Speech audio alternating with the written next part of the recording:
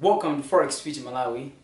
In this video, I want to share with you about Forex terminologies. Like, every other field has its own terminologies. So in Forex, there are a number of words that we traders use, and I want to help you guys understand them too. So with time, you're going to get familiar with them and you're going to get used to them.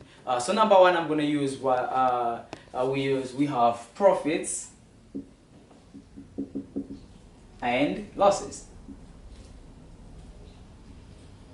I'm pretty sure you understand what a profit and a loss is. That means you took a trade and you have actually made some profits. You have added some dollars in your account. That means you have made profits. If we talk of losses, that means you actually took a trade and in the trade it didn't go as planned and then you lost something. So that means that's a loss. That's obvious. So another one, so I'm not gonna teach you all of them, but I'm gonna teach the most used one. So it's a peep. Let's talk of a peep. So a peep is more like a point in percentage. Point in percentage. Let me just use that. Yeah. Point in percentage. That means that's the smallest movement on the Forex market. What do I mean? I mean, if just a movement from somewhere to somewhere of the Forex market, that is called the smallest movement. That movement is called a peep. Another one, let's say, so how most people will say, they'll use a peep as, let's say, I've made some peeps. I've made 10 peeps. I've made 100 peeps. So 100 peeps, that means if let's say somebody used one lot size, I'm going to talk just after this. I'm going to explain what a lot size is. Let me just explain. A lot size is more like a position that if you open a position and the size of the position that you open it, that could be, let's say, for example, you have a 1000 USDs in your account.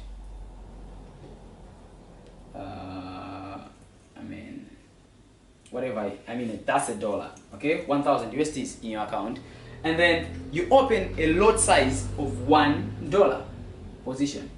So that one is called a lot size. One lot. That's one lot.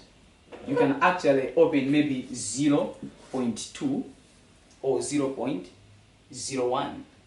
So the most minimum lot size is 0.01. So let's say you opened a lot of 1. So you actually, in that trade, you took a buy. Let's say you took a buy. So you have actually made, you have moved to 100 pips. So you took a buy and then the market moved up to 100 pips. That means 100 pips. So to actually find how much you have made, you're going to multiply by the lot size that you have used. If you used one lot size, that means you have actually made $100. So if you actually use, let's say maybe you actually used, let's say your lot size was 0.01. So 0.01, let me use my calculator. Just do it for you. 0.01 multiplied by 100. That you have actually made $1. You see? So you have actually made $1. So the difference is somebody else, all of you might have made 100 pips, but because of the lot size that you have used, depending you make different amount of money. So that's what a lot size and how pips are calculated into profits. So we're going to have a number of how to calculate profits, something like that, from pips. So it's going to make sense just soon. Another terminology right now, we're going to use, it's a lot size. Oh, sorry, we used already lot size. Let's say leverage. So I think in a certain video we were talking about brokers. We also talked about leverage. So leverage is more like, okay, the brokers kind of lend you some money, but it's not like lending you, like giving you the money that you can use, but their account, giving your account a power to be able to act as if it's a bigger account. So let's say a broker will give you 1 to 500 leverage. That means if you actually you opened an account of $100, that means on every $1 they are actually giving you a $500 over every $1 of your size. So actually, if you multiply this, that means you on the forex market, your account would actually look like it's a what? Is it like that? 100 times 100 times. Let me wait. Let me do the calculations. You know, with the coming of these electronic calculators, we're no more good at math. Let's say 500 times 100. Yes, I think I was right. 50,000. So your account is going to look like you have a 50,000 USDs account. If a broker actually give you 1 to 1,000 leverage, so you can actually choose a leverage that you prefer. So 1 to 1,000, that means that broker is actually giving you a power of, let's say your account is $500. So the broker is actually making your account look like that's a 500,000 USD account. So that's how your market account is gonna appear, or is gonna act as. You see, so you can actually gear a bigger amount of, you can actually gear some certain level of cash, because of money, I would say so, on the forex market, and access that way because of the leverage that the broker is actually giving you. So is this leverage really good? It's one good thing, but also it acts as a double-edged sword. So what am I trying to say? It's either good if you actually know how to trade. So using a bigger leverage, let's say 1 to 1,000, there's 1 to 50. So if you actually understand forex trading and you are using a bigger leverage, that means in just a smallest movement, you're gonna make a lot of money. That means either way, if this, with that same smallest movement, if you are to make losses, you're going to make bigger losses. So same way, if you are using a smaller leverage, that means in a smaller movement on the forex market, you're going to make less money. But also, either way, if you're making losses, you're going to make less losses. So it's up to you. If you're really good at forex trading, now you are an advanced trader, you can actually use bigger leverage, because that time maybe you're confident, you have enough money in the account, and also you have skills to understand any any risk that you're taking. But I would recommend, if you're a newbie or you're just an intermediate trader, actually use a reasonable leverage.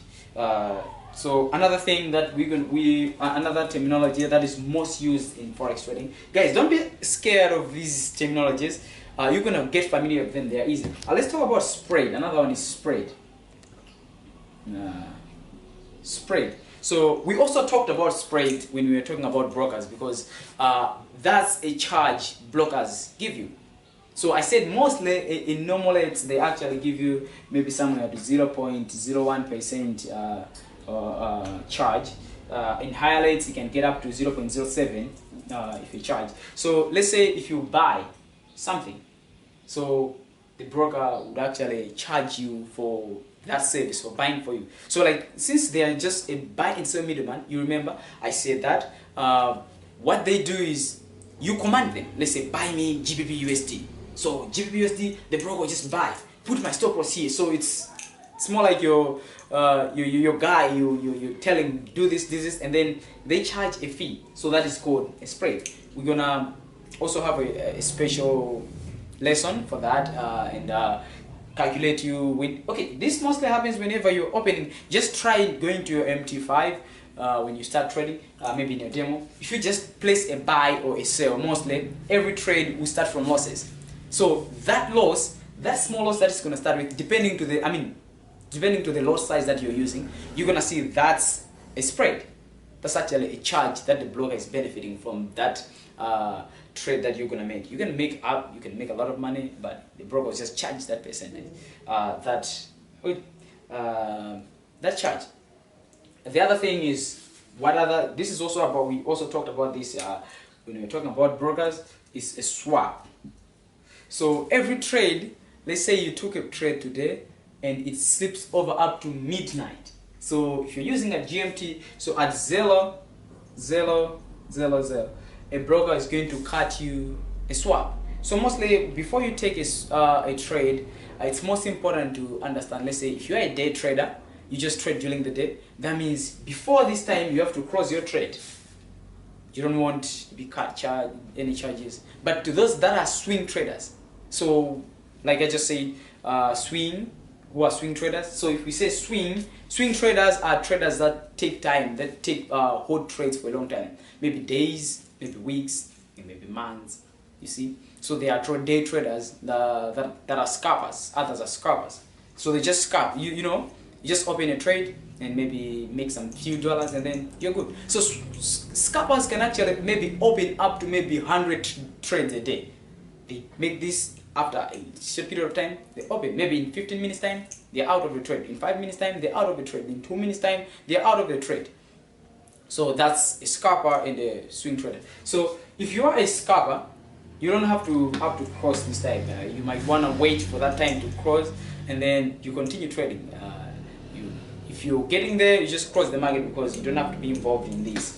This is for those that hold trades for a long time. So when you're taking a trade and you know for sure that it might take longer, this is a long-term trade. So you might want to go and check on the details and be to see how much the broker is going to be charging you on swap. Because they sometimes, instead of cutting you off, there are certain trades where a broker will give you a little something. Instead of cutting you off, they will actually be giving you. If you buy, they're going to say, let's say they'll be giving you, on each dollar they're going to be giving you, let's say 0.06. If you sell that trade, maybe they're going to cut you $0.1. So it's something like that. So it's easy. I'm going to show you how that works. And if you find yourself to become a swing trader, you're going to encounter with this. You're going to get used to that. What else that we can talk about? It's buying and selling. So let's say buy, and then selling. So this is also called, let's say buying, that means you're buying something, you're selling something. That means if the other way is bullish. Sell is also said to be bearish. So when I say bull, you know what a bull is, more like these cows they're called bulls.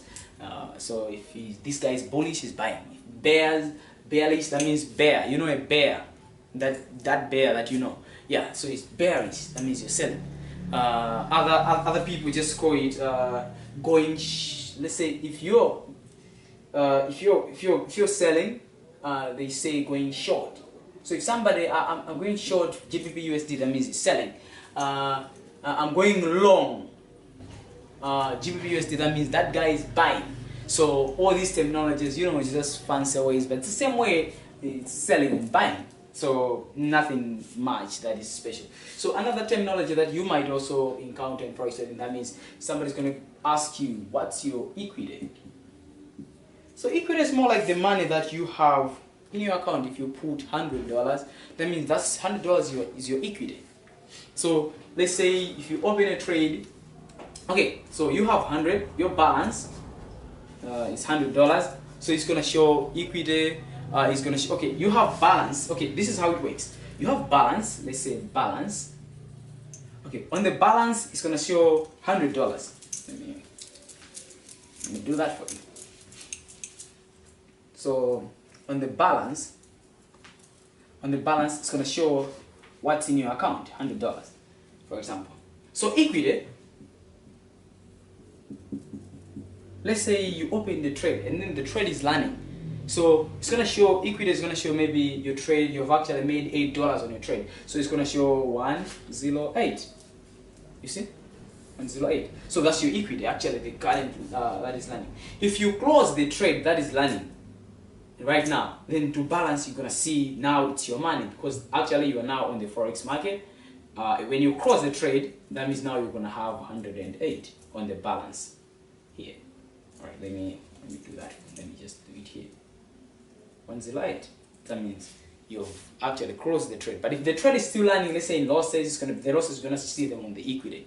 Yeah. So yeah, that's pretty much it. I think those are the most used terminologies. The list we're gonna get to talk about them as we are going along. I don't want to confuse you. with too much knowledge at once. But I'm pretty sure this has really helped you, and you've understood a lot of. Some of you might already been reading some books, and also you've heard other traders talking about them, these terminologies, and I'm pretty sure this was helping. Thank you so much.